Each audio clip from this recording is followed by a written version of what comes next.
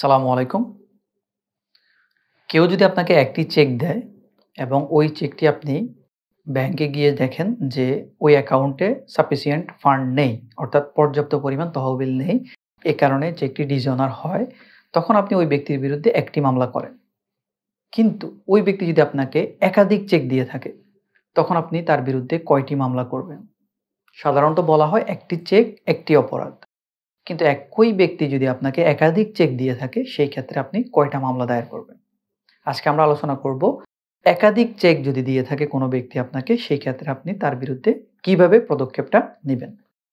সাধারণত আমরা কি জানি যে কেউ যদি আপনাকে একটি চেক দেয় এবং ওই চেকটি যদি ব্যাংক অ্যাকাউন্টে যদি আপনি চেকটা নিয়ে যান, সেক্ষেত্রে যদি সেটা ডিসঅনার হয়ে থাকে, তাহলে তারা আপনাকে ডিসঅনার একটা স্লিপ দেয়। আপনি ওই স্লিপ পাওয়ার ৩০ দিনের মধ্যে একটি লিগ্যাল নোটিশ পাঠান।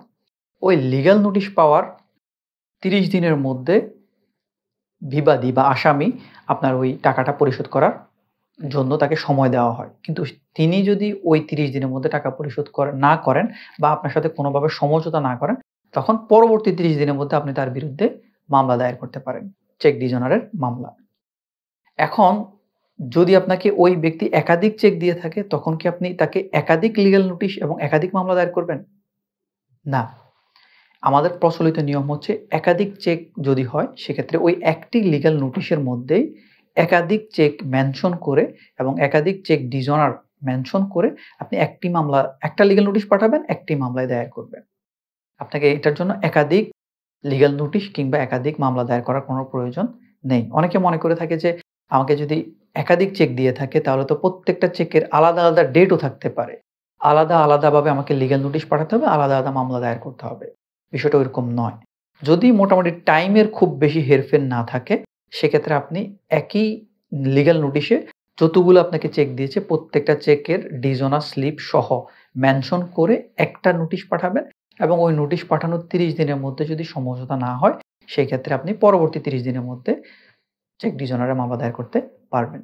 এক্ষেত্রে একটা জিনিস বলে রাখি, সেক্ষেত্রে যদি আপনি লিগ্যাল নোটিশ পাঠানোর পরে আসামি লিগ্যাল নোটিশটা পেয়ে থাকে, যেদিন পাবে সেদিন থেকে তাকে ৩০ দিন সময় কাউন্ট করা হবে। কিন্তু কখনো, কখনো দেখা যায় যে আসামি নোটিশ অ্যাকসেপ্ট করে না বা তার ঠিকানায় গিয়ে দেখা গেল সে নেই। সেক্ষেত্রে আপনি যেদিন পাঠিয়েছেন সেদিন থেকে ওই ৩০ দিন কাউন্ট করা হবে।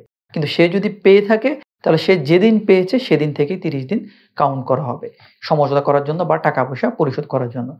ওই ৩০ দিনের মধ্যে যদি পরিশোধ না হয়, তাহলে পরবর্তী ৩০ দিনের মধ্যে আপনি চেক ডিসঅনারে মামলা করতে পারবেন। আশা করি বুঝতে পেরেছেন। ধন্যবাদ।